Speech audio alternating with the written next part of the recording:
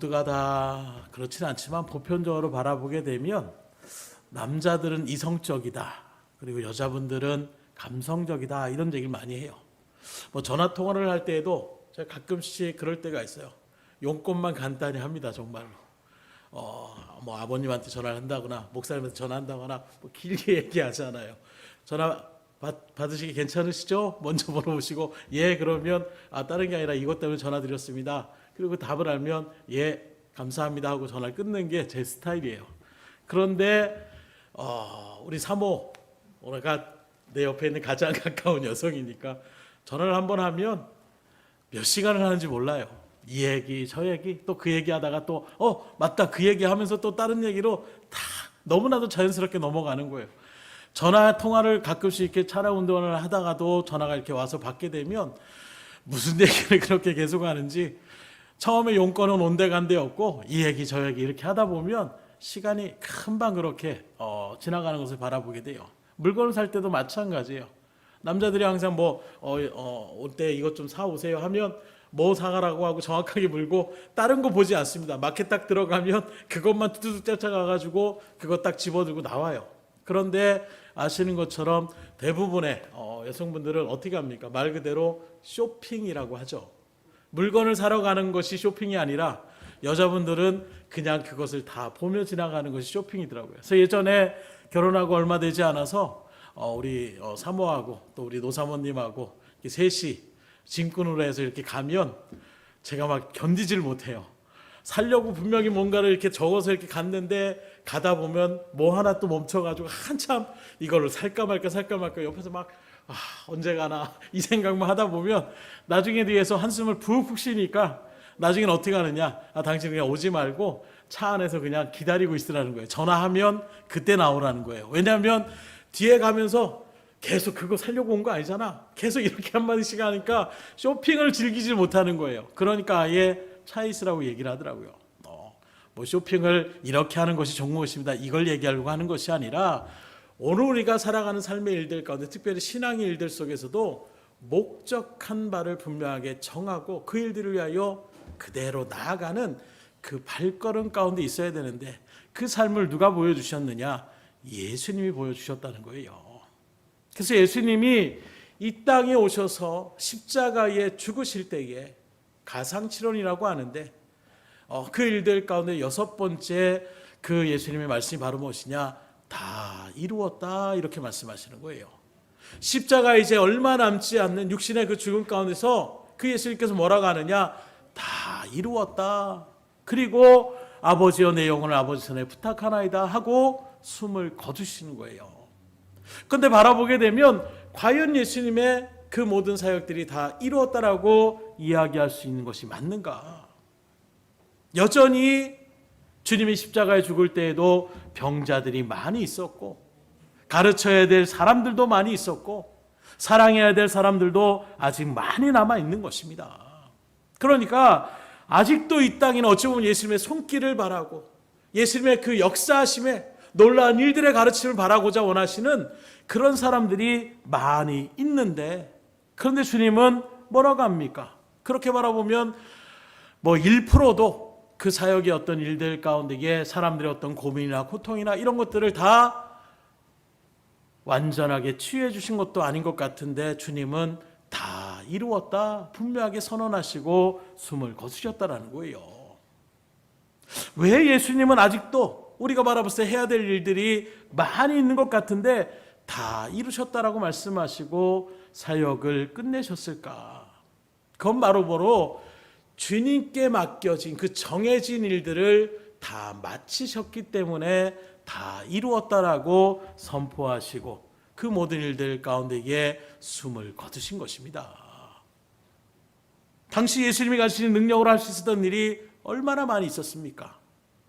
풍랑을 장장케 하시는 그 능력을 가지고 정치적 지도자가 될 수도 있었습니다. 오병이의 역사, 그 기적을 통하여 배고픈 그 민생들의 그 배를 배고프지 않도록 그렇게 풍족함으로 채워줄 수 있는 그런 지도자가 될 수도 있었습니다. 정말로 누구도 생각할 수 없는 권위적인 그 말씀에 가르치는 그 실력으로 율법고사가 될 수도 있었고, 병 고치는 능력으로 의사가 될 수도 있었다는 거예요. 이 모든 가능성들이 열려 있었지만 예수님의 목적은 단 하나에 있었습니다. 그 목표가 무엇이었습니까? 바로 십자가의 죽으심을 통하여 모든 인류의 죄를 담당하시는 그 대속의 자리가 바로 예수님의 목적의 삶이었다라는 거예요.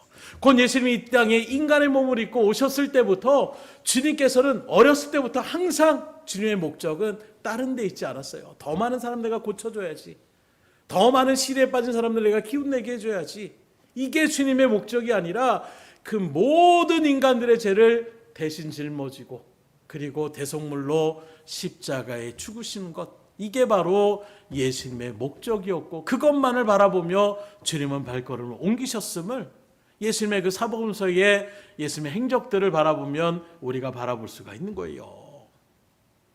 오늘 말씀도 그 목적이 무엇인지를 주님의 입으로 분명히 선언하고 있습니다.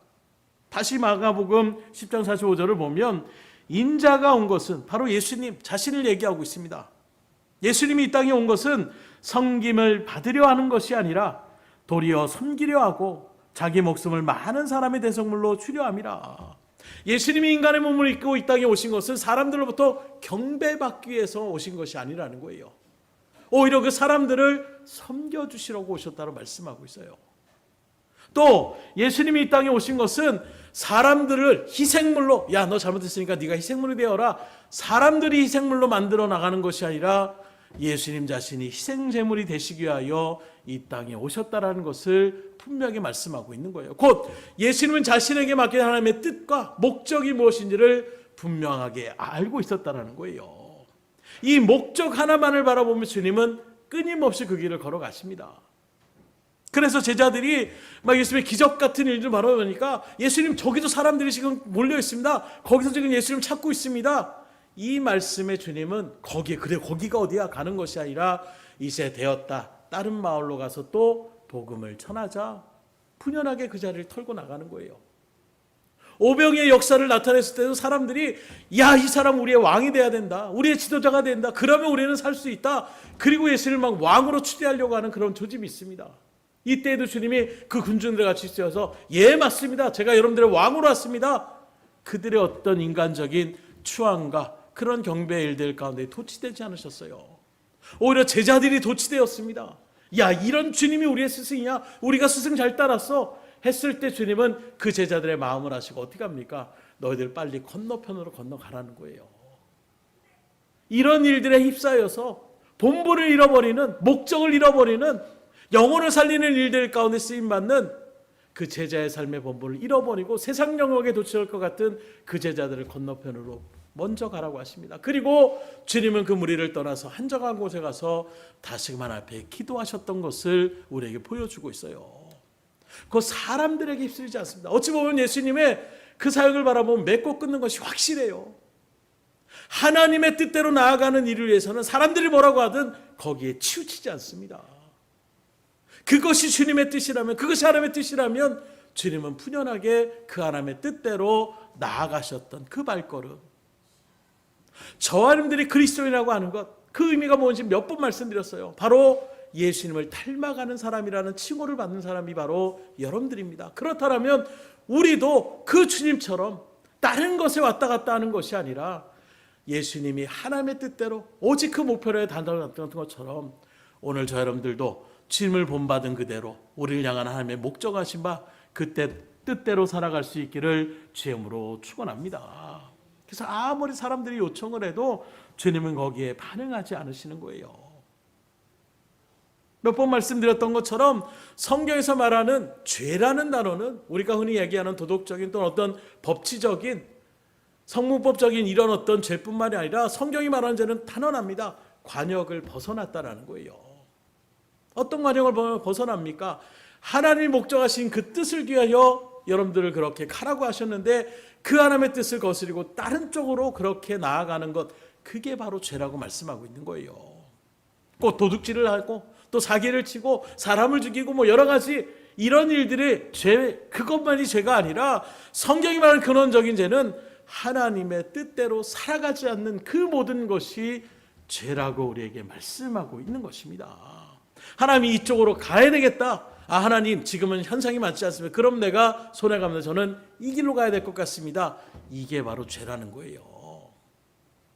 말씀을 통해서 하나님께서 우리에게 말씀하시는 것이 분명 내 심령을 울리고 내주하시는 성령님께서 이렇게 해야 되는구나 분명히 깨달았음에도 불구하고 또 현장의 삶 속에서 그 말씀의 뜻대로 살아가지 않는 그 모습이 바로 죄라고 얘기할 수가 있는 것입니다.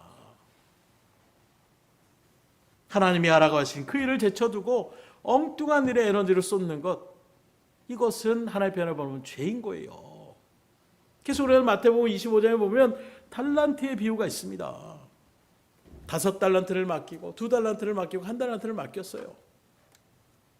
그 말란트를 맡기신 이유가 무엇입니까? 이윤을 남기라는 것이었습니다. 나중에 주인 대신 그 예수의 비유 가운데 보면 내가 그 은행에 이런 일들 가운데서 이자를 내가 취하는 것이 옳다라고 얘기하는 것을 바라보면 주님께서 그 주인이 그 종들에게 달란트를 맡긴 것은 이윤을 창출하라는 거였어요. 2달란트, 5달란트 받은 사람은 그 주인의 분명하신 그 목적하신 뜻대로 장사를 해서 이윤을, 갑절의 이익을 그렇게 남깁니다. 그랬더니 주인이 와서 뭐라고 합니까? 착하고 충성된 종이라고 칭찬하시는 거예요. 반면에 1달란트 받은 자는 어떻게 합니까? 그걸 갖다 땅속에 묻어놓고 주인의 뜻을 어찌 보면 생각하지 않았던 거예요. 그때 주인이 뭐라고 합니까? 악하고 게으른 종아, 내가 내어 쫓김을 발견하다. 그런데 이 주인의 선포처럼 이 1달란트 받은 사람이 정말 우리가 생각한 것처럼 그냥 땅바닥에 이렇게 파놓고 2명의 그런 종들이 부지런히 장사해서 이렇게 일을 할 때 팅가팅가하고 놀고 있었는가? 그러지 않았을 거예요. 그도 종이었기 때문에 그 달란트는 묻어놨을지언정 뭐 집안일을 한다든가 나름대로 바쁜 삶을 살아갔을 것입니다.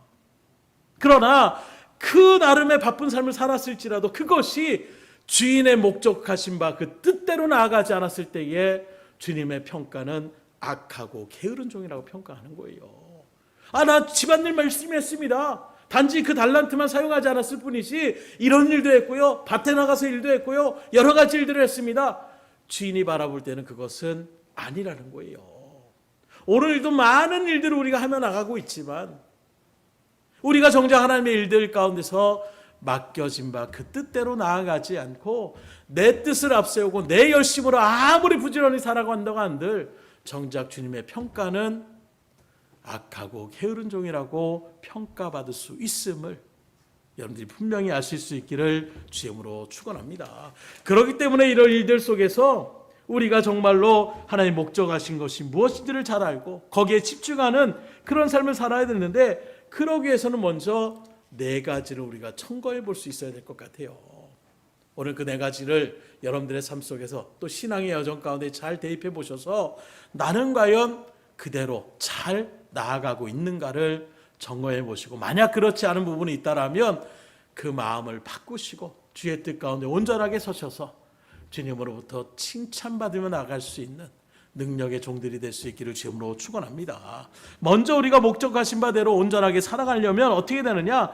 나는 과연 하나님의 계획에 부합하는 삶을 살아가고 있는가? 이걸 점검해 보실 수 있으셔야 돼요.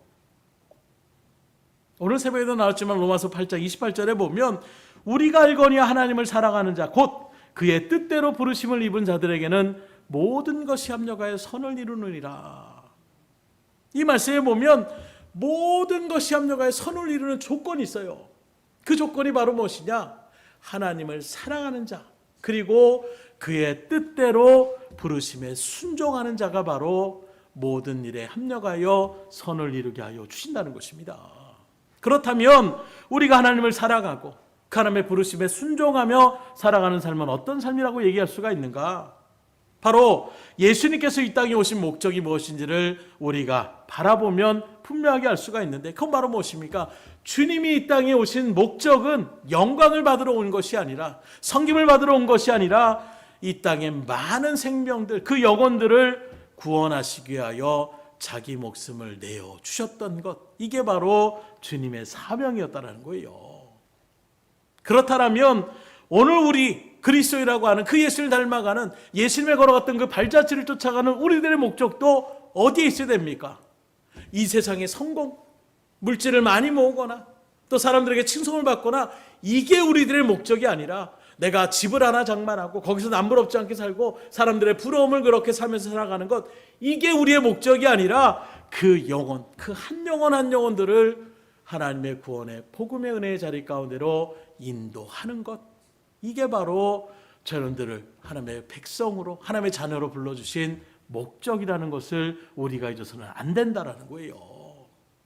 그 일들 가운데에 각자의 어떤 세부적인 일들은 다를 수 있습니다. 그러나 궁극적인 목표는 똑같아야 된다는 거예요. 그건 바로 무엇이냐, 어떤 일을 하든 내가 업을 하든 농업을 하든 뭐 서비스, 여러 가지 어떤 일들, 또 삶의 어떤 현장들의 그 일들이 다 다를지라도 그 모든 일들 가운데 목적은 바로 무엇이냐, 궁극적인 목적은 영혼을 살리는 것에 우리의 시선이, 우리의 마음이, 우리의 중심이 주님처럼 그런 마음으로 나아갈 수 있어야 되는 거예요.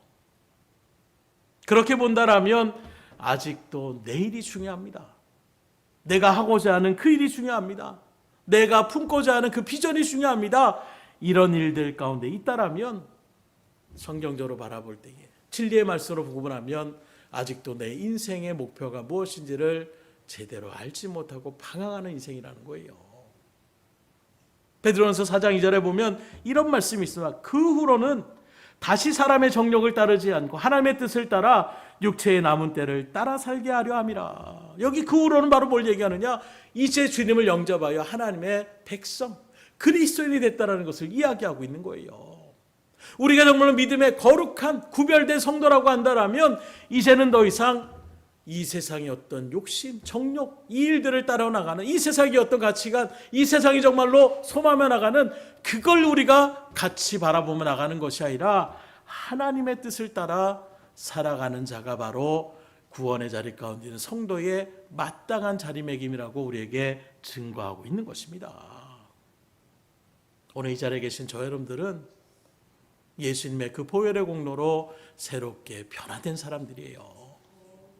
죄로 영원히 심판의 자리 가운데 놓여 있었던 그 신분의 그 소속이 벌어지고 이제 하나님이 예비하시는 저 영원한 하늘나라의 처소에 들어갈 수 있는 그 일들 가운데 부름받은 사람이 바로 저와 여러분들인 것입니다. 그리스도인이라 예수님을 닮아가는 사람이다. 하나님께 영광 돌리며 하나님 맡겨진 사명을 감당하는 자리 가운데에 부름받은 사람이 바로 저와 여러분이라고 말씀하고 있는 거예요.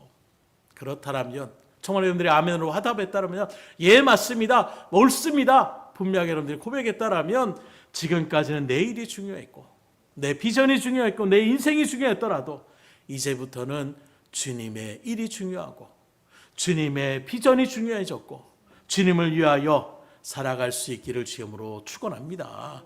그런 일들 가운데서 나는 정말 하나님의 계획에 부합된 삶을 살아가고 있는가, 나를 부르신 하나님의 그 목적하신 바 그 뜻대로 살아가고 있는지를 우리가 점검해 보실 수 있으셔야 돼요. 두 번째로 목적이 분명한 삶을 살아가기 위해서는 어떻게 되느냐, 나의 소원은 무엇인가를 분명하게 알아야 되는 것입니다. 빌립보서 2장 13절에 보면 이렇게 말씀합니다. 너희 안에서 행하시는 일은 하나님이시니 자기의 기쁘신 뜻을 위하여 너희에게 소원을 두고 행하게 하시나니. 이 말씀의 구절은 우리 안에 역사하시는 하나님이 어떤 분이냐, 우리에게 소원을 품게 하시고 그 하나님의 기쁘신 뜻을 위하여 행동하게 하시게 한 그것이 바로 하나님이라고 말씀하고 있어요. 그 다른 말로 하면 하나님 우리를 기계적으로 야 불렀으니까 너 무조건 이거 해, 일방적으로 그 일들을 진행하시는 분이 아니라는 거예요. 묻고 따지지 말고 하라면 해, 뭐 군대 말로 하면 까라면 까, 이렇게 밀어붙이는 분이 아니라 먼저 우리에게 소원을 주시고 그 일들을 이룰 수 있도록 이끌어 주시는 분이 하나님이시라고 말씀하고 있는 것입니다. 하나님은 철저하게 우리를 인격적으로 대하시는 분이에요. 먼저 나의 뜻을 하나님의 뜻에 맞추게 하신 뒤에 그 맡겨진 일들을 감당케 하여 주신다라는 거예요. 뭔지 알지도 못하는데 가끔 아이들이 막 그럴 때가 있었어요. 어렸을 때 아이 아빠 어디 가는데 아이 그냥 아빠 가자면 가, 설명하기 귀찮고 뭐 그런 일들 가운데 얘기해도 못 알아듣고 이런 일들 가운데는 그냥 무조건 따라와 이렇게 할 때가 있어요. 그러나 주님은 그렇지 않다라는 거예요. 마치 우리가 어린아이처럼 왜 그렇게 해야 되는데요? 그럼 먼저 우리의 마음을 성령의 내주하심을 통하여 말씀과 기도 가운데 또는 어떤 현상들을 통하여 우리를 깨닫게 하여 주시는 거예요. 아, 하나님이 기뻐하시는 것이 이것이구나. 아, 하나님이 나를 통하여 이런 일들을 일어나길 원하시는 것이구나. 먼저 우리를 깨닫게 하여 주시고, 그리고 그 일들 가운데 자원하여 기쁨으로 그 맡겨진 일들을 감당하는 자리 가운데로 이끌어 주시는 분. 그래서 우리가 기도원을 바라보세요. 아, 하나님의 택한 백성들이 이렇게 고통을 당하는데 왜 합니까? 내가 너를 통해서, 큰 용사인 너를 통하여 이 일들을 내가 구원하고자 한다. 아니, 나 같은 자는 하지 못합니다. 그랬더니 뭐라고 합니까? 아니, 넌 안 됐다. 넌 텄다. 딴 사람 찾아야 되겠다. 하는 것이 아니라 그 기드온이 처음에 주저하는 그 일들 속에서 하나님께서 하나하나 그의 믿음을 세워나가시는 거예요. 그래서 만약에 그렇다면 내가 양털을 갖다가 이렇게 넣다면 그 양털 외에 다른 땅들은 다 적셔도 양털은 적지 않게 해주십시오. 하나님이 그 일들을 해주십니다. 그런데 한 번으로 안 넘어가요. 기드온이 그 다음에 반대로 합니다. 아, 이번엔 그냥 땅은 마르고 있는데 양털만 적셔지게 해주세요. 하나님이 또 그것도 해주세요. 두 번의 어떤 하나님의 실질적인 체험을 받게 되니까 이제 기드온에게 비전이 딱 생기는 거예요. 아, 이 하나님과 함께 한다면 내가 충분히 그 모든 일들을 이뤄나갈 수 있겠구나. 그리고 그 마음에 믿음이 생기니까 먼저 가서 우상들을 다 찍어버리는 것입니다. 그냥 무조건 가는 것이 아니에요. 모세도 마찬가지입니다. 아, 나 늙어서 못합니다. 반항하는 일이니까 야, 못하긴 뭘 못해. 내가 하면 하는 거지. 그냥 끌고 가는 것이 아니라 손을 갖다가 품속에 넣어봐라.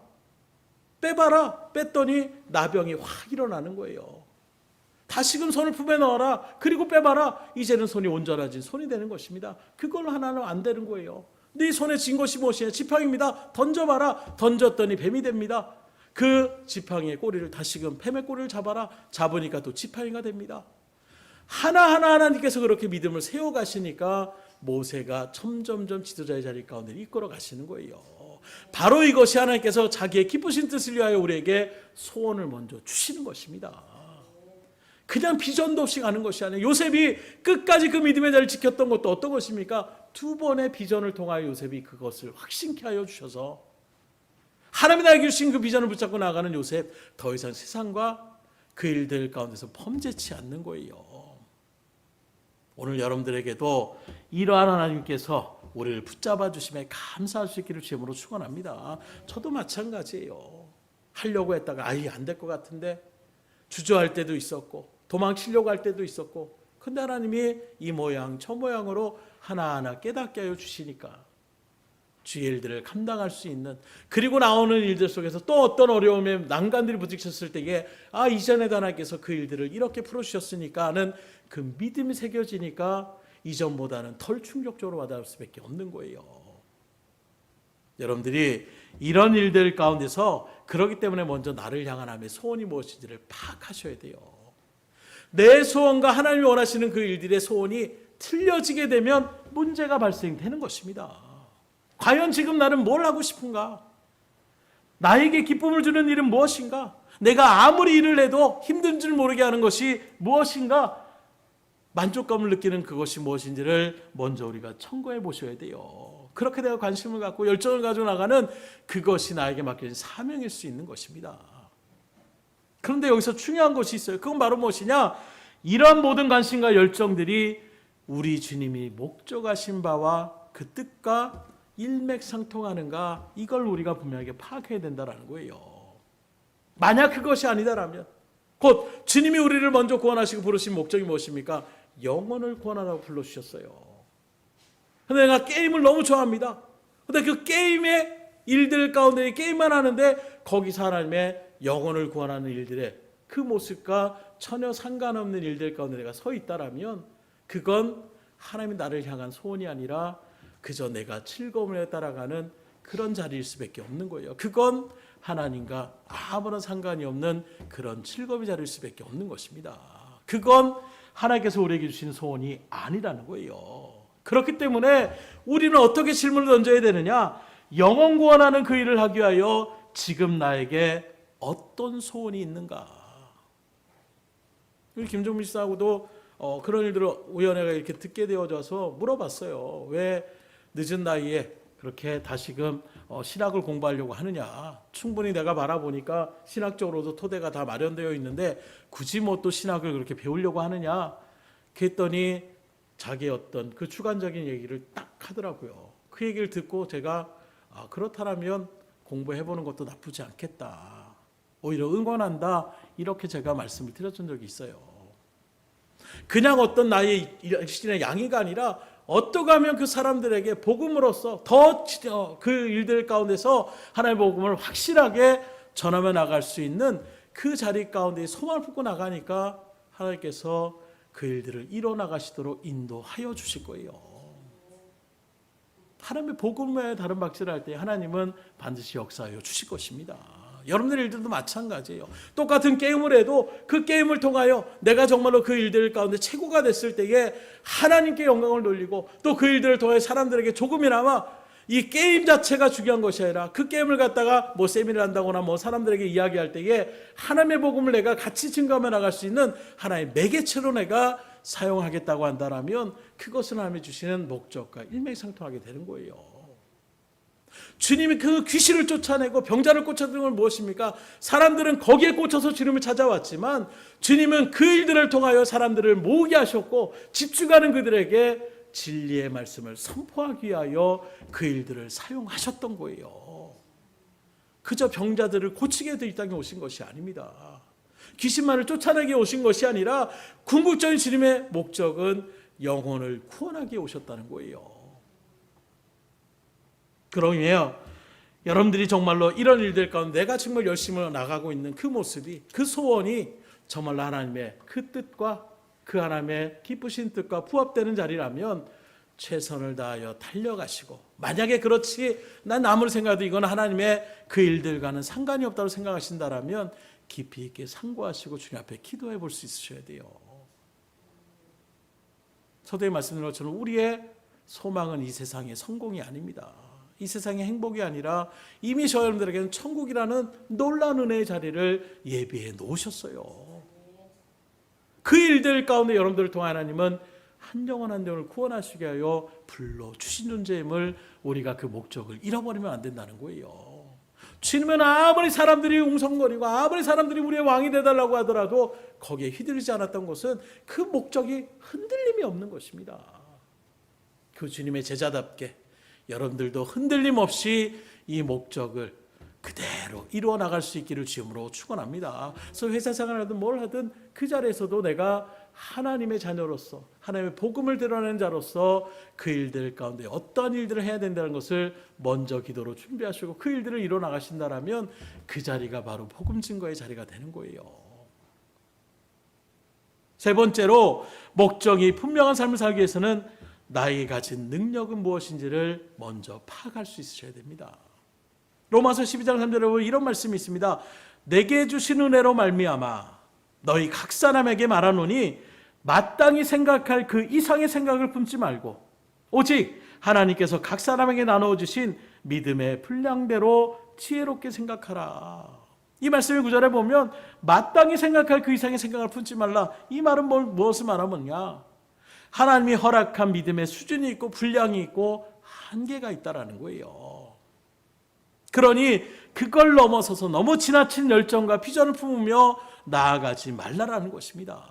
곧 그런 자신에게 하나님께 주신 능력을 감안하지 않고 내 마음은 이렇게 되길 원한다라는 그 마음만 가지고 나가서는 안 된다라는 거예요. 그렇기 때문에 먼저 이 일들 가운데 하려면 내가 가진 능력의 역량이 무엇인지를 먼저 파악하는 것이 중요합니다.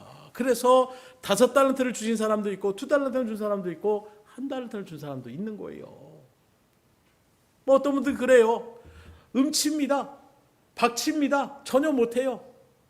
그런 모습에서 그냥 나 성교단 앞에 서는 거니까 너무 좋은 것 같다. 나도 하고 싶다. 그리고 그 일들 가운데 그냥 서면 준비되지 않은 상태에서 들어가면 어떻게 됩니까? 전체적인 어떤 하나님의 찬양의 소리가 조화롭게 나가지 못할 수도 있는 거예요.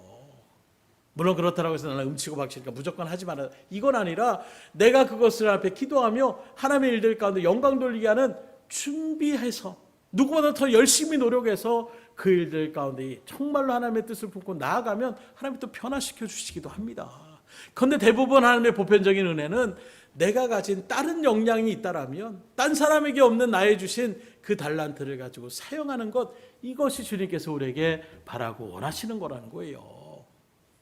그래서 모세와 아론을 통하여 하나님께서, 특별히 모세를 통하여 하나님께서 그를 지도자로 세우시고 그 일들을 진행하며 나가는데 시기하는 세력이 있습니다. 고라의 일당들이 야, 모세만 지도자냐? 나도 레위 족속이다. 나도 그 일들 가운데 아는 것 많다. 그러니 너만 지도자라고 하지 마라. 나도 지도자일 수 있다. 이렇게 나가는 이들 속에서 하나님께서 그들을 심판하시는 모습을 바라볼 수가 있어요.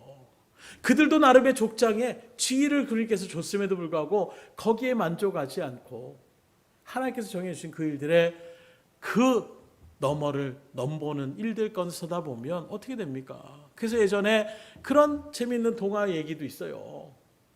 엄마 개구리하고 아기 개구리가 있는데 야, 엄마 뭐 대단하다 막 그러고 있는데 엄마 어느 정도 클 수 있어? 배에다 힘을 빵빵 해주니까 조금 더 부풀어 납니다. 근데 저거보다 클 수 있어? 저거보다 클 수 있어? 그러다가 뭘 얘기합니까? 황소를 바라보면서 엄마 저 황소보다 클 수 있어? 그래서 엄마가 배에다 힘을 빵빵하게 공기를 흡입하다가 너 지금 어떻게 됩니까? 배가 터져가지고 죽었다라는 그런 통화를 바라보면서 뭘 얘기합니까? 자기의 역량을 벗어날 일 가운데 나가면 안 된다라는 거예요. 그와 비슷한 결이 무엇입니까? 뱁새가 황새를 쫓아가면 어떻게 된다고 얘기하고 있어요. 가라니까 찢어진다라고 얘기하고 있는 것입니다. 내가 가진 역량에 그 이상은 그냥 무조건 나가는 것, 이건 무모한다라고 얘기할 수밖에 없는 거예요. 그래서 지금 먼저 하나님이 나에게 주신 능력이 무엇인가? 아, 내가 손재주가 좀 있구나. 아, 내가 좀 말을 하는데 딴 사람보다 또 친숙하게 얘기를 하면 나갈 수 있구나. 또는 내가 뭐 어떤 여러 가지 일들 가운데 가진 분명한 달란트가 있다라는 거예요. 그걸 바르게 평가하는 방법 의외로 간단합니다. 내가 뭘 가진 일들 가운데 어떻게 할 수 있을까? 이 일을 이루기 위해 내가 할 수 있는 것과 내가 할 수 없는 일을 구분하시면 되는 거예요. 아, 이건 내 능력 밖의 일이다 하는 것과 아, 이건 내가 충분히 할 수 있는 것 구분할 수 있잖아요. 그리고 나서 내가 할 수 있는 일은 열심히 하시고 내 능력 밖의 일은 하나님 앞에 기도하시는 겁니다. 내가 할 수 없는 일을 끼어드는 것은 믿음이 아니라 무모한 도전이에요. 도리어 내가 뛰어들지 않고 하나님이 일하시도록 잠잠히 하나님을 바라보며 맡기는 것, 이게 오히려 진정한 믿음의 자리일 수 있음을 분명하게 깨달을 수 있기를 주님으로 축원합니다. 무조건 이리 뛰고 저리 뛰는 게 그게 다가 아니에요. 때로 잠잠할 땐 잠잠하셔야 되는 것이고, 때로 정말 생명을 걸고 열정을 다해 나아갈 때는 그렇게 열정적으로 나갈 수가 있어야 되는 것입니다. 마지막으로 목적이 분명한 삶을 살기 위해서는 나는 지금 하나님을 올바르게 섬기고 있는가, 이걸 점검해 보셔야 돼요. 누가복음 2장 49절에 보면 예수께서 이르시되 어찌하여 나를 찾으셨나이까? 내가 내 아버지 집에 있어야 될 줄을 알지 못하셨나이까 하시니, 이거 바로 예수님이 12살이 되었을 때에 일어났던 사건을 얘기하고 있습니다. 그때에 이 말씀 바로 뭘 얘기합니까? 부모들이 그 일들 절기 가운데 왔다가 돌아가는데 예수님이 같이 있는 줄 알았는데 나중에 가다 보니까 예수님이 안 보이는 거예요. 그래서 예수님을 막 찾아가지고 3일 길을 그렇게 먼 길을 돌아서 찾았더니 성전 안에서 다른 그 시대의 랍비, 선생이라는 그 랍비들과 이야기를 나누고 있는 것이죠. 그래서 마리아가 너 왜 우리를 걱정시켰느냐? 너 찾느라고 얼마나 힘들었는지 모르냐? 이때 주님께서 말씀하시는 거예요. 그 이 말씀을 통해서 뭘 깨달을 수 있습니까? 12살의 어린 나이였지만 예수님은 벌써 하나님의 부르심이 무엇인지를 알고 있었다라는 거예요. 어찌하여 나를 찾으셨습니까? 내가 내 아버지 집에 있어야 될 줄을 알지 못했습니까? 주님 분명하게 인지하고 있었다는 것입니다. 하나님, 이걸 다 아신 후에 주님은 어떻게 하셨습니까? 그러니까 나 이제부터 제자들 좀 찾아야 되겠습니다. 능력 행해야 되겠습니다. 기적을 행하며 사역을 시작해야 되겠습니다. 이렇게 반응하셨습니까? 그렇게 하지 않으셨다라는 거예요. 주님은 때를 기다리셨습니다. 그러면 하나님의 그 때가 도래될 때까지 예수님은 뭐라고 계셨습니까? 누가복음 2장 51절 말씀을 바라보면 예수께서 함께 내려가사 나사렛에 이르러 순종하여 받드시더라.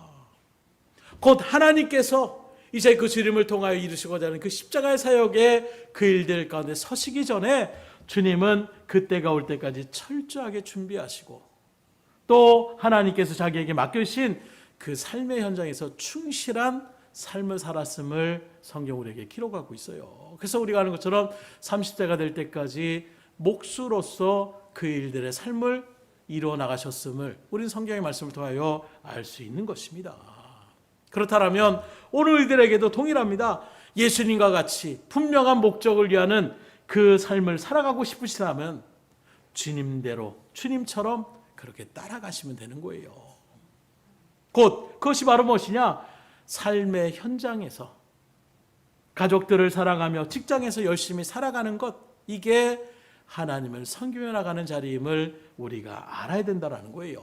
당장 내가 말씀 알았으니까 내가 목회자가 되겠습니다, 내가 사역자가 되겠습니다, 내가 선교사가 되겠습니다, 이렇게 무작정 나간다라는 것이 그게 믿음의 자리 가운데 서는 것이 아니라는 것입니다. 그렇다고 해서 삶의 현장에서 내가 그냥 열심히 사는 것도 하나님께 정말로 성경의 삶을 살아가시는구나, 이런 마음 가운데서 그 삶에 너무 깊이 빠져버려서 나를 향한 하나님의 목적이 무엇인지를 모르고 그 삶에 빠져서 살아가는 그런 자리 가운데 서서는 안 된다라는 거예요. 곧 내가 가정에서 또는 학교에서 직장에서 열심히 살아가지만 이렇게 내가 열심히 살아가는 목적은 바로 무엇이냐? 하나님의 백성다운 자녀의 모습으로 그 영혼들을 사랑하며 그 한 영혼이라도 하나님의 복음의 자리로 인도하는 이 목적한 바를 우리가 늘 마음 가운데 품고 나아가셔야 된다는 거예요. 그래서 그 예수님이 지혜와 키가 자라가면서 성경 뭐라고 하느냐? 하나님과 사람에게 사랑스러워지셨다, 이렇게 얘기하고 있습니다. 곧 예수님의 삶은 다른 주변 사람들이 봤을 때에도 밉상이 아니었다라는 거예요. 참 사랑스럽다, 어떻게 저렇게 잘 순종하지, 부모에게 어떻게 저렇게 잘할 수가 있을까, 주변에 있는 사람들로부터 사랑을 그렇게 받을 수 있는 그런 자리명일 가운데 있었다는 것입니다. 그래서 하나님과 사람에게 더 사랑스러워지셨다라고 말씀하고 있어요. 바로 이것이 오늘 지금 현재 저와 여러분들이 하나님의 섬을 온전하게 섬기는 삶의 모습이라고 우리가 이야기할 수가 있어야 된다는 거예요.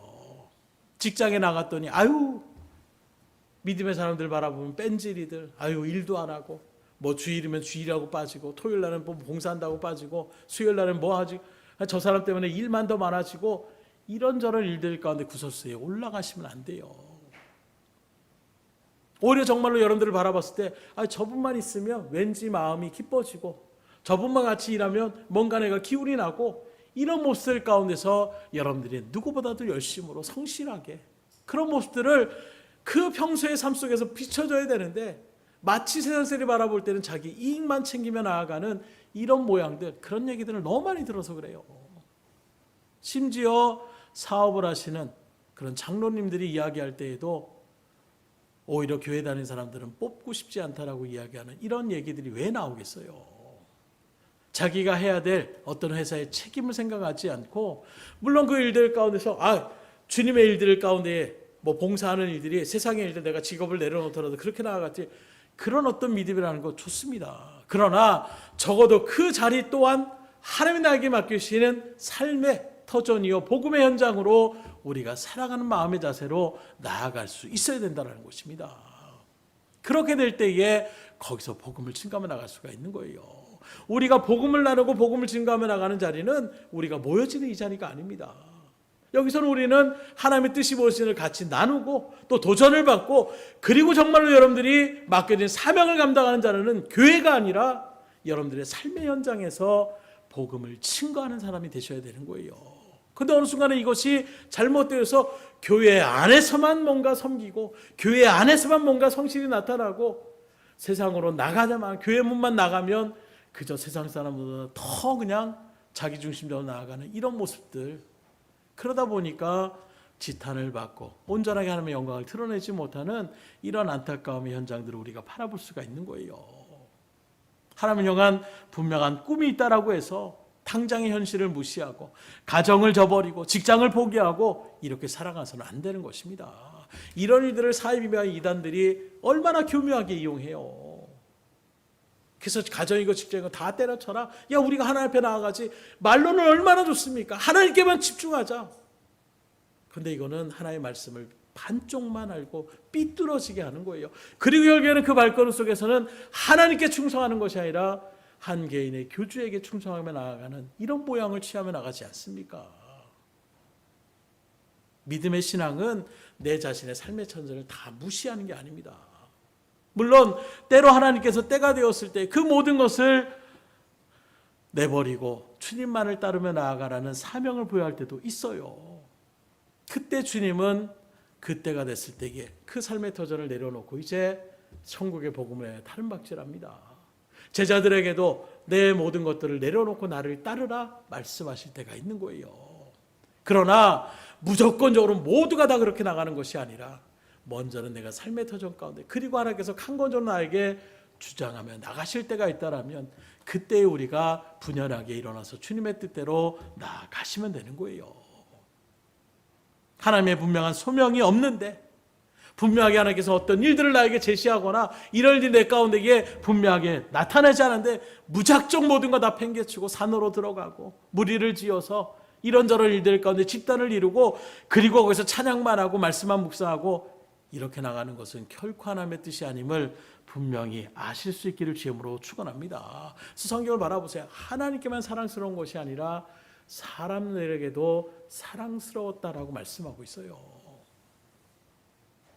지금 여러분에 있는 그 가정, 그 직장, 이웃 사람들에게 충실한 삶, 성실의 삶, 정직한 삶을 살아가는 것, 그것이 또한 하나님의 영광을 드러내는 자리가 되고 하나님을 잘 섬기는 자리가 될 수가 있는 것입니다.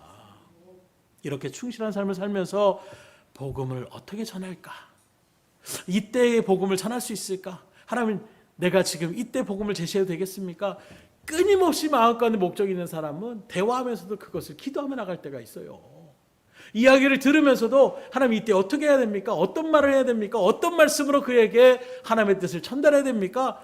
끊임없이 목적이 분명한 사람은 그냥 말에 취하는 것이 아니라 그 속에서도 하나님의 복음을 어떻게 제시하며 나갈 수 있을까? 이런 마음으로 나가는 거예요. 그래서 우리 원로 목사님도 예전에 많이 그런 얘기를 하잖아요. 목욕탕에 가서 때를 밀러 가는 것이 아니라 몸을 갖다가 그렇게 하는 것이 아니라 뭘 합니까? 누구 혼자 온 사람이 있는가 먼저 찾는다라는 거예요. 그리고 가서 제가 등에 때 좀 밀어줄까요? 혼자 때 밀 수 없는 자리가 얼마나 힘든데요. 그러면 괜찮습니다. 내가 밀어드릴게요 하고 먼저 친근하게 가서 때를 밀어주면서 그때 이제 슬쩍 혹시 교회 다니십니까? 예수님 아십니까? 이러면서 말씀을 복음들을 전하며 제시하며 나가는. 근데 그런 것이 무조건 다 된다라고는 할 수 없지만 목적은 항상 그거예요. 그래서 우리가 하는 것처럼 우리 나태우 청년도 목사님께서 얼마나 정말 그 청년을 갖다가 구원하기 위해서 때로는 뭐 먹을 거 너 점심 같이 먹자, 뭐 저녁에 뭐 있냐, 할아버지한테 뭐 청년이 와서 무슨 뭐 있겠어요. 그런데도 제가 막 그 얘기 들을 때마다 아이고 뭐 좋아하겠어요. 그런 마음이었어 솔직히. 그런데 어느 순간에 교회를 데리고 나오시더라고요. 뭐 그냥 몇 주간은 막 그런 몇 달 동안 그런 거예요. 전화했는데 이놈 자식도 나온다고 하다가 막상 되니까 피곤해서 전화 안 받고 에휴 당연히 그러겠지. 전 그랬어요. 보통 일반적인 그런 모습들이 있으니까. 그런데 어느 순간에 데리고 나오고 또 그런 모습에서 거기서 끝이 아닙니다. 하나님의 역사가 어떤 것인지를 계속 말씀하시는 거예요. 그러다 보니까 어느 순간에 정말 열심으로 교회 일들 가운데서 충성하며 나가는 그 발걸음들을 바라보면서 야 하나님의 일은 모르는구나. 그냥 인간의 생각에는 청년들이 그렇게 말 듣겠어요? 아니더라고요. 끊임없이 관심 갖고 끊임없이 복음을 제시하고 끊임없이 담대함으로 그 일들 가운데 나갔을 때에 하나님의 결실을 맺게 하여 주시더라고요. 지금도 여러분들이 그런 일들 속에서 안 된다 부정적인 마음은 정말 잘못된 마음이더라고요. 하나님이 하신다, 언젠가는 역사하신다, 이런 기대감을 갖고 끊임없이 여러분들이 붙잡고 나갔을 때에 그때 그 기쁨과 감격은 이루말할 수가 없는 거예요. 지금 지친 그런 자리가 있습니까? 아무리 전에도 정말로 반석과 같이 단단해서 무너지지 않을 것 같은 그런 심령이 있습니까? 계속해서 지치지 마시고 예수님도 바라보세요. 그 제자들 버릴 법도 한데 저거 지금 몇 번을 내가 순환에 대해서 이야기를 하고 몇 번을 내가 그렇게 보여줘도 끊임없이 하는 그런데 주님은 끝까지 그 제자들을 품어주시니 결국에는 그 제자들이 하나님의 일들 가운데 쓰임받는 자리에 서게 하여 주시잖아요. 그래서 여러분들 지치지 마시고 그러게 우리가 기도하는 거예요. 능력받게 일들을 정말 복음을 전하려고 하면 부딪히는 게 너무 많아요. 인간적인 일들을 바라보면 아예 마음에 안 들면 안 해버리면 되는 것이고 하려면 좀 더 노력하면 돼. 이렇게 하는데 어떤 영적인 복음적인 일들 할 때는 정말 꽉 막힐 때가 있습니다. 뭐 어떻게 해야 될지 모를 때가 있어요. 그러기에 기도의 자리에 설 수밖에 없더라고요. 하나님 어떻게 해야 될까요? 지혜를 주세요. 능력을 주세요. 그 마음을 주님께서 먼저 성령으로 감동을 시켜주세요. 끊임없이 기도하는 거예요. 그리고 하나님의 때가 됐을 때에 그 마음을 주님께서 열려지게 하시면 이전까지 뭐 뺀질거리고 나오지 않고 이렇게 했다가 말 바꾸고 그랬던 발걸음이 누구보다 더 열심으로 충성해 나가는 그런 하나님의 영광을 누리며 나가는 일들 가운데 쓰임받을 줄 누가 알았겠습니까? 사도 바울도 바라보세요. 예수를 믿는 믿음의 백성들을 박해하고 죽이려 하는 일들 가운데 현안되었던 그 발걸음을 통하여 오히려 영혼들을 살며 나가는 믿음의 사역의 일들을 감당하는 자로 세움받을 줄 누가 깨닫겠어요. 같이 갔던 사람들이 이건 이상한 사람 아니야? 이렇게 생각할 정도로 나아가는 그 역사가 하나님께 또 하나님이 개입하시면 얼마든지 이루어질 믿음으로 바라보시고 못할 것은 없다. 깨지지 못할 것은 없다. 하나님이 구원치 못할 것은 없다라는 그 믿음의 선포를 통하여 주님 앞에 끊임없이 기도하시고 능력을 구하시고 하나님의 일들을 감당해 나가셔서 주님 앞에 기쁨이 되고 여러분들 또한 주님께서 주시는 큰 기쁨을 누리며 나아갈 수 있기를 주님으로 축원합니다. 말씀을 드립니다. 사도 바울은 죽음을 앞두고 그 사랑하는 아들이라고 칭하였던 디모데에게 이렇게 고백합니다. 나는 선한 싸움을 싸우고 나의 달려갈 길을 마치고 믿음을 지켰으니 이제후로는 나를 위하여 의의 면류관이 예비되었으므로 주 곧 의로우신 재판장이 그날에 내게 주실 것이며 내게뿐 아니라 주의 나타나심을 사모하는 모든 자에게노라. 바울은 늘 하나님이 예비하신 그 부름의 상을 위하여 예비하신 그 면류관을 위하여 다른 박질을 했다라고 얘기하고 있어요. 곧 인생의 마지막 종착지에 과연 누가 상을 받습니까? 끝까지 하나님 맡기신 그 목적만을 그대로 이뤄나간 사람에게 하나님은 상을 베풀어 주시는 것입니다. 그러기에 우리를 위하여 예비하신 그 상을 받기 위하여 저와 여러분들은 어떻게 해야 되겠습니까? 목적을 잃어버리시면 안 된다는 거예요. 그 목적을 잃어버리지 않게 하여 네 가지를 말씀드렸어요. 먼저는 내 인생의 궁극적인 목표는 하나님의 계획과 관련이 있어야 된다. 그 하나님의 계획이 무엇이냐? 영혼을 구원하는 것이다. 두 번째로 그 목표를 이루기 위해서 내 마음에 일어나는 소원이 무엇이냐? 내가 뭘 할 때 기쁨을 누리냐? 이걸 우리가 잘 살펴보시고 그 또한 하나님의 계획이신 구원의 일들을 이룰 일들과 어떻게 연관되었는지를 여러분들이 잘 생각하시며 나갈 때에 우리가 목적을 이룰 수가 있는 거예요. 셋째로 그 일을 이루기 위하여 자기가 가진 능력을 바르게 평가할 수 있어야 되는 것입니다. 이것이 내 능력 밖의 일이라면 그것을 잠시 내려놓고 하나님 앞에 기도함으로 하나님의 뜻을 물으며 잠잠히 기다릴 줄 않는, 무모하게 뛰어들지 않고 한계를 넘어서지 않는 믿음의 분량대로 나에게 맡길 일들을 감당하시면 되는 거예요. 마지막으로 지금 현재 나에게 주어진 그 현실 속에서 그 현실의 삶을 충실하며 또 그 속에서 믿음을 지키고 영혼 구원하는 일에 초점을 맞추고 살아가셔서 목표를 잃어버리지 않고 끝까지 맡겨진 사명을 감당하시고 우리의 모든 인류의 죄를 담당하셔서 맡겨진 그 사명을 온전히 이루신 예수님처럼 오늘 그리스도인답게 여러분들도 하나님의 목적하신 바 그 뜻을 온전히 이루어 나가셔서 마지막 그날에 악하고 게으른 종이라고 책망을 받는 것이 아니라 착하고 충성된 종이라고 하나님 앞에 칭찬 들으며 하늘나라의 잔치 가운데 기쁨으로 화답하며 나아갈 수 있는 저와 여러분들이 될 수 있기를 주님으로 축복합니다. 기도하겠습니다.